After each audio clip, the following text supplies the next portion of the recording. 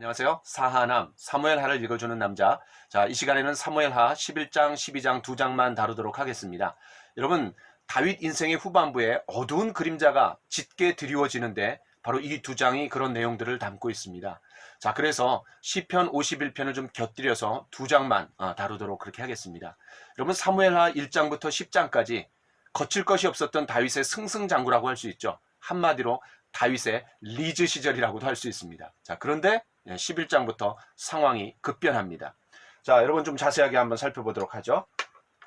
1절에 보니까 그 해가 돌아와 왕들이 출전할 때에 다윗이 요압과 부하들을 보내서 암몬 자손을 멸하고 랍바를 에워쌌다고 했습니다. 자, 그럼 다윗은 지금 어디 있어요? 바로 예루살렘에 그대로 있더라 라고 말합니다.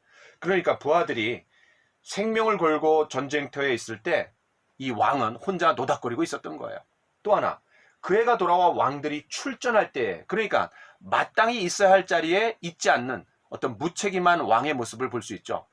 여러분, 사무엘상 8장에 보면은 이스라엘 백성들이 왕을 요구하게 된 이유가 나옵니다. 그때 뭐라 그래요? 우리를 다스리며 우리 앞에 나가서 우리의 싸움을 싸워야 할 것이니이다. 그러니까 마땅히 지금 전쟁터에 나가야 돼요. 그런데 다윗은 그렇게 하고 있지 않은 거죠. 또 하나, 암몬 자손을 멸하고 랍바를 에워쌌다고 했습니다. 여러분, 이 11장의 밧세바 사건, 이 밧세바 사건을 감싸고 있는 것이 10장과 12장인데 이 10장과 12장이 지금 암몬 자손과의 싸움을 이야기하고 있어요. 그러니까 더더욱 이 다윗이 지금 무책임한 그런 왕의 모습을 보여주고 있다는 것을 고발하고 있는 거죠. 자, 2절부터 5절을 보겠습니다. 저녁 때 침상에서 일어나 왕궁 옥상을 거닐다가 한 여인이 목욕하는 것을 보고 음욕이 일어나서 데려오라고 지시합니다. 그리고 간음을 합니다. 그리고 임신했다라는 소식을 듣습니다. 자, 여러분, 다윗의 인생의 정점에서 일어난 사건이에요. 여러분, 이 다윗 하면 두 명의 인물이 생각이 나죠. 하나는 다윗과 골리앗, 국민의 영웅으로 발돋움하게 되는 그런 사건이 되었죠. 또 하나는 밧세바입니다. 이 다윗이 아주 비참한 말로로 그리고 그 가정이 완전히 그냥 불화로 들어가게 되는 그런 사건이 바로 밧세바입니다. 자, 여러분, 저녁 때 침상에서 일어나 낮에 그냥 한창 나뒹굴다가 그리고 낮잠을 퍼자다가 그리고 초저녁에 일어났습니다. 그리고 왕궁의 옥상을 거닐었어요. 아니, 왜 왕궁의 옥상을 거닐어요? 그러니까 어떤 정신적으로 영적으로 느슨한 다윗의 모습을 좀 엿볼 수 있는 거죠. 자, 그 다음에 한 여인이 목욕하는 것을 보고 음욕이 일어났습니다. 이 한 여인이 누구예요? 밧세바입니다. 밧세바는 우리아의 아내죠. 그런데 이 밧세바는 나중에 이제 아히도벨이라는 사람이 나와요. 다윗의 최측근이고 모사입니다. 자, 그런데 압살롬이 반역을 일으켰을 때 그 반역에 가담하게 됩니다. 다시 말해서 다윗에게서 떠나는 거죠. 그리고 심각하게 이런 제안까지 합니다. 왕의 후궁들과 동침하소서라고 압살롬에게 얘기해요. 그러니까 왜 그랬냐면은 이 아히도벨의 손녀딸이 누구냐면 바로 밧세바입니다. 그러니까 우리가 좀 암시하는 거가 있는 거죠. 자, 한 여인이 목욕하는 것을 보고 관음증에 걸린 것 같아요. 훔쳐보는 거죠. 우리가 훔쳐먹은 사과가 더 맛있다라는 얘기가 있는데 아주 그냥 다윗의 어떤 나락으로 빠져들고 있는 그런 모습을 우리가 볼 수 있습니다. 자, 음욕이 일어나갖고 데려와서 간음했어요. 자, 목욕했다라는 것은 생리기간이 끝나서 정결을 위해서 목욕을 하는 거니까 이제 가임기간입니다. 다시 말해서 절대로 우리아의 아이가 될 수 없다는 거죠. 바로 다윗의 아이라는 것을 넌지시 암시하는 거죠. 자, 그 다음에 이제 6절부터 13절. 1차적인 죄는 뭐예요? 바로 다윗이 밧세바를 간음한 겁니다. 이게 이제 1차적인 죄예요. 그런데 2차적인 죄는 뭐냐면 그것을 은폐시키기 위해서 시도하는 거예요. 아주 교활해요. 그리고 결국 우리아를 암몬 사람의 손에 죽입니다. 여러분, 메랍과 미가를 통해서 사울이 블레셋 사람의 손에 다윗을 죽이려고 했어요. 그거랑 뭐가 다를 바 있어요? 자, 어쨌든 좀 더 자세하게 봅시다. 이제 6절부터 13절에 보면은 요압에게 기별해서 우리아를 소환합니다. 그리고 잔머리를 굴려갖고 임신을 무마시키기 위해서 집으로 가도록 지시하는 거죠. 음식과 함께요. 그러니까 우리아가 이 밧세바와 함께 있었다라는 알리바이를 만들기 위해서 이 수작을 부리는 거예요. 근데 그 수작에 넘어가지 않습니다. 자, 우리아가 어떻게 해요? 왕궁문에서 부하들과 함께 잡니다. 그리고 이 소식을 들었던 다윗이 추궁하는 거죠. 너 왜 집에 가지 않았냐? 그랬을 때 이 우리아가 굉장히 감동적인 말을 합니다. 한번 들어보십시오. 언약궤와 이스라엘과 유다가 야영 중에 있고 요압과 부하들이 전쟁 중에 있는데 어떻게 먹고 마시며 아내와 잠잘 수 있겠습니까? 야, 얼마나 감동적이야. 여러분, 햇사람이라고 했습니다. 그리고 우리아라는 이름의 뜻이 뭐냐면 하나님은 나의 빛이다. 그러니까 틀림없이 개종했겠죠. 이 개종한 사람의 신앙이 지금 이 상황에서는 다윗보다 신앙이 더 좋은 모습이에요. 아이러니하죠. 자, 그러니까 이 우리아의 말 속에는 하나님도 진중에 계시는데 어떻게 왕께서는 여기서 빈둥거리고 계십니까? 라는 그런 어떤 뉘앙스가 좀 살짝 깔려 있는 것 같아요. 자, 어쨌든 다시 불러갖고 먹고 마시게 해서 또다시 어떤 알리바이를 만들려고 했지만 우리아가 부하들과 잠을 납니다. 그러니까 집으로 가지 않아요. 이렇게 1차, 2차 모두 은폐시키려고 했던 시도가 실패로 돌아가니까 이제 우리아를 전쟁터에 보내갖고 죽입니다. 자, 14절부터 21절에 보면 요압에게 비밀 편지를 써갖고 뭐라고 얘기해요? 우리아를 맨 앞으로 보냈다가 갑자기 빠져나와갖고 그냥 어떤 죽이라는 거야. 그러니까 우리아가 죽게 된 것은 뭐 때문에 죽는 거예요? 자신의 잘못이 아니라 자신의 충직함 때문에 죽게 되는 거예요. 그러니까 자신의 죄를 은폐시키기 위해서 이런 충직한 장군을 적의 먹잇감으로 그런 제공하고 있는, 던져주고 있는 이 다윗의 어떤 교활함이 여기에 잘 나타나 있는 것 같아요. 자, 그랬더니 22절부터 27절에 상황을 보고받습니다. 요압 장군으로부터. 그때 뭐라 그래요? 이거 작전상 우발적으로 일어난 일이니까 뭐 괜찮다. 사실은 우발적으로 일어난 게 아니에요. 전쟁하다 보면 얼마든지 사람이 죽을 수 있는데 뭐 괜찮다 이렇게 얘기하지만 사실은 그 굉장히 교활하고 악랄한 그런 음흉한 그런 술책들이 이미 들어가 있었던 거죠. 치밀한 계획이 들어가 있었던 거예요. 자, 우리아의 장례식이 끝난 후 다윗은 어떻게 합니까? 즉시로 바세바를 왕궁으로 데려와서 아내로 삼아버립니다. 그리고 27절에 이런 말씀이 있어요. 다윗이 행한 그 일이 여호와 보시기에 악하더라. 우리아는 전쟁터에서 죽었고 그런 과부가 된 바세바를 자기의 아내로 삼는 게 뭐가 문제냐? 라고 어떤 상황 종료라고 생각했지만 그러나 상황 종료가 아니에요. 끝난 게 아니에요. 이제 시작일 뿐이에요. 하나님께서 이 다윗의 오판을 이렇게 말씀하시는 겁니다. 다윗이 행한 그 일이 여호와 보시기에 악하더라. 그러니까 하나님의 판단이 가장 중요하다라는 거죠. 하나님의 판단이 가장 중요한 거예요. 자, 여러분, 다윗은 제7계명 간음하지 말라 이걸 어겼습니다. 그리고 제10계명 남의 이웃의 아내를 탐하지 말라 이걸 어겼어요. 제6계명 살인하지 말라. 그러니까 10계명의 심각한 죄들을 범하는 거예요. 자, 이것이 바로 이 11장의 다윗과 바세바의 사건입니다. 여러분, 27절 다윗이 행한 그 일이 여호와 보시기에 악하더라. 이것은 열왕기상 열왕기하에 그런 왕들을 평가할 때 계속해서 나오는 하나의 관용구입니다. 그런데 그 출발점이 다윗과 바세바의 사건에서 시작이 되는 거예요. 자, 이제 이것이 어떻게 해결되는지 12장으로 넘어가 봅시다. 바세바와의 사건이 끝난 것이 아니죠. 바로 시작일 뿐이었습니다. 자, 한 1년 정도가 지났던 것 같아요. 하나님께서 누구를 보내요? 나단 선지자를 보냅니다. 여러분, 왕과 제사장들이 기득권층이에요. 세습이 가능했어요. 그러니까 얼마든지 타락할 수 있죠. 그들의 어떤 탈선과 또 견제와 균형의 안전장치로서 하나님이 마련해 주신 시스템이 뭐냐면 선지자 제도입니다. 이제 하나님이 나단 선지자를 통해서 다윗의 죄를 고발하는 거예요. 자, 이 나단이 와서 뭐라 그러죠?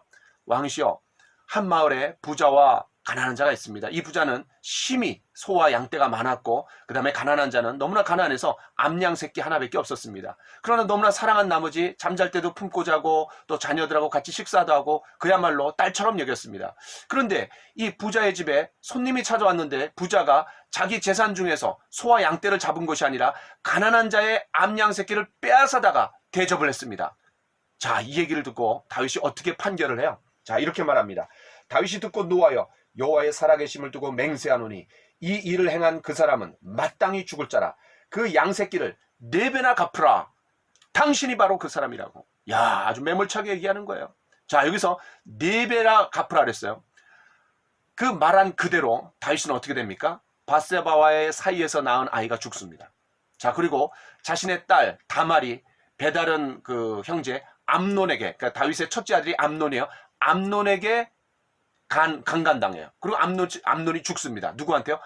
압살롬에게. 자, 그 다음에 압살롬이 죽습니다. 반역해갖고. 마지막 4번째 아도니아, 4번째 아들입니다. 그 아도니아가 나중에 죽어요. 솔로몬과의 어떤 그런 암투 속에서 결국 죽임을 당합니다. 그러니까 야, 이 4배나 갚으라. 그대로 이 다윗의 인생에 4배로 하나님께서 갚으시는 그런 죄의 결과들을 하나님 아주 엄정하게 다루시는 내용들을 우리가 좀 생각해 볼 수 있습니다.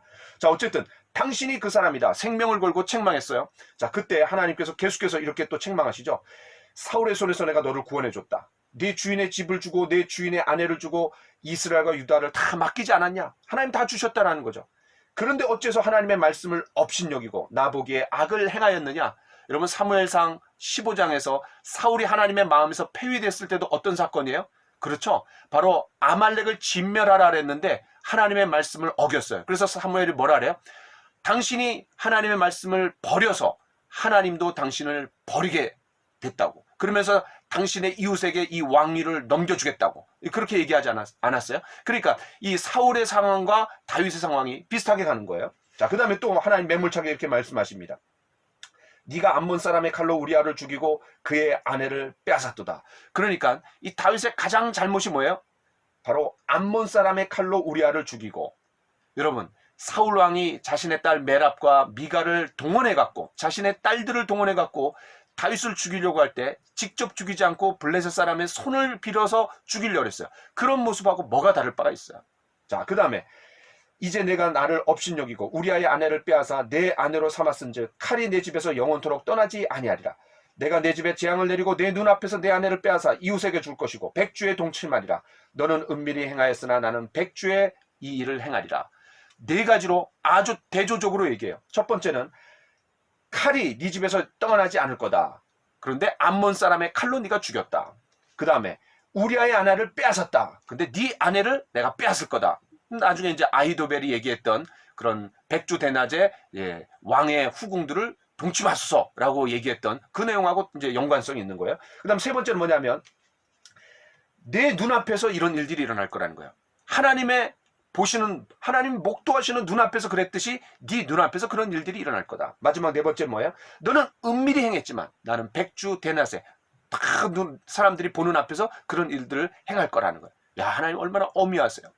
자, 그랬더니 다윗이 어떻게 합니까? 나단에게 회개합니다. 내가 하나님께 범죄하였노라. 이 다윗이 이런 위기 상황 가운데서 정면으로 돌파하고 있는 거예요. 여러분, 정면 돌파가 뭡니까? 하나님 앞에 회개하는 거죠. 자, 그랬더니 이 나단이 다윗에게 뭐라고 얘기해요? 하나님이 당신의 죄를 사하여 주셨소. 용서를 선포합니다. 그러나 이렇게 또 얘기하죠. 이 일로 말미암아 여호와의 원수가 크게 비방할 거리를 얻게 하셨으니 당신이 낳은 아이는 반드시 죽으리이다. 그러니까 죄사함이 곧 심판의 면제는 아니었던 거죠. 죄책은 해결되었을지 몰라도 죄의 결과는 남아있는 거예요. 자, 이런 모습을 보면은 좀 하나님이 사울에게 너무 가혹한 것 같아요. 반면에 이 다윗에게는 좀 관대하신 것 같아요. 그러나 이 다윗에게 내려진 심판의 내용들을 보면은 또 그렇게 또 말할 수도 없어요. 굉장히 아주 가혹하다고 우리가 좀 볼 수 있습니다. 자, 그리고 이제 16절부터 23절에 보면은 하나님께서 우리아의 아내가 낳은 어떤 다윗에게 낳은 그 아이를 치시고 죽게 되는 거죠. 자, 그 다음에 이제 24절부터 25절에 보면은 그의 아내 밧세바를 위로한 후에 솔로몬을 아들로 주십니다. 자, 이게 이제 아주 재밌어요. 여러분, 15절을 중반에 보면은 나단이 자기 집으로 돌아가니라. 우리아의 아내가 다윗에게 낳은 아이를 여호와께서 치심에 심히 앓는지라. 우리아의 아내라 그랬어요. 죄의 어떤 결과물이 아직 남아있을 때는. 그러나 다윗이 회개하고 하나님께서 그 죄의 결과물을 치셨어요. 그리고 나서 뭐라고 얘기했냐면 24절에 다윗이 그의 아내 밧세바를 위로하고 그에게 들어가 그와 동침하더니 바뀌는 거죠. 우리아의 아내에서 그의 아내, 다윗의 정식 아내가 되는 거죠. 그리고 우리아의 아내를 동침한 것은 불법이었어요. 그러나 이제는 합법적으로 동침해서 하나님께서 선물을 주시는 거죠. 축복을 주시는 건데 그게 누구예요? 솔로몬. 근데 그 이름이 여디디야. 하나님께서 사랑하시는 자라는 그런 이름을 주시는 겁니다. 하나님 용서해 주셨다라는 거죠. 자, 그 다음에 이제 마지막으로 26절부터 31절에 보면 요압이 암몬의 라빠 성을 쳐서 점령해요. 그 다음에 이 다윗이 가서 이제 접수합니다. 그러니까 왕궁에서 다윗이 헛짓거리 하는 동안 바로 그냥 생명을 걸고 우리아와 또 요압과 많은 장군들이, 그런 부하들이 싸우고 있었던 거죠. 자, 이 전쟁에 참전하지도 않고 영광을 누리게 되는 이런 다윗의 어떤 경박함, 염치 없어 보이는 거죠. 자, 이렇게 12장에 이제 암몬 사람과의 전투로 마무리되고 있습니다. 그러니까 이 11장의 밧세바 사건이 바로 10장과 12장의 암몬 사람과의 전투 중에서 일어난 사건이었고, 바로 무책임하고 그리고 하나님 앞에 교만했던 어떤 그런 다윗의 탈선의 그런 과정들을 더 부각시키고 있는 것 같아요. 자, 여러분, 누구나 사람들은 잘못을 범할 수 있습니다. 그러나 그 잘못을 범하는 것도 문제지만 더 중요한 건 뭐예요? 그 잘못을 범한 이후에 어떻게 반응하냐가 더 중요하죠. 바로 다윗은 하나님 앞에서 철저하게 회개하게 됩니다. 그리고 침상이 다 눈물로 젖을 정도로 하나님 앞에 회개합니다. 자, 그리고 남긴 놀라운 시가 바로 시편 51편입니다. 자, 이 시편 51편을 읽으면서 이 시간을 좀 마무리해 보려고 합니다. 자, 여러분, 시편 51편의 표제가 이렇게 되어 있어요. 다윗이 밧세바와 동침한 후 선지자 나단이 그에게 왔을 때, 하나님이여, 주의 인자를 따라 내게 은혜를 베푸시며 주의 많은 긍휼을 따라 내 죄악을 지워주소서. 나의 죄악을 말갛게 씻으시며 나의 죄를 깨끗이 제하소서. 물은 나는 내 죄가를 아오니 내 죄가 항상 내 앞에 있나이다. 내가 주께만 범죄하여 주의 목전에 악을 행하였사오니 주께서 말씀하실 때 의로우시다 하고 주께서 심판하실 때 순전하시다 하리이다. 내가 죄악 중에서 출생하였으며 어머니가 죄 중에 나를 잉태하였나이다. 보소서, 주께서는 중심이 진실함을 원하시오니 내게 지혜를 은밀히 가르치시리이다. 우슬초로 나를 정결하게 하소서. 내가 정하리이다. 나의 죄를 씻어 주소서. 내가 눈보다 희리이다. 내게 즐겁고 기쁜 소리를 들려주시사 주께서 꺾으신 뼈들도 즐거워하게 하소서. 주의 얼굴을 내 죄에서 돌이키시고 내 모든 죄악을 지워주소서. 하나님이여, 내 속에 정한 마음을 창조하시고 내 안에 정직한 영을 새롭게 하소서. 나를 주 앞에서 쫓아내지 마시며 주의 성령을 내게서 거두지 마소서. 주의 구원의 즐거움을 내게 회복시켜 주시고 자원하는 심령을 주사 나를 붙드소서. 그리하면 내가 범죄자에게 주의 도를 가르치리니 죄인들이 주께 돌아오리이다. 하나님이여, 나의 구원의 하나님이여, 피 흘린 죄에서 나를 건지소서. 내 혀가 주의 의를 높이 노래하리이다. 주여, 내 입술을 열어주소서. 내 입이 주를 찬송하여 전파하리이다. 주께서는 제사를 기뻐하지 아니하시나니 그렇지 아니하면 내가 드렸을 것이라. 주는 번제를 기뻐하지 아니하시나이다. 하나님께서 구하시는 제사는 상한 심령이라.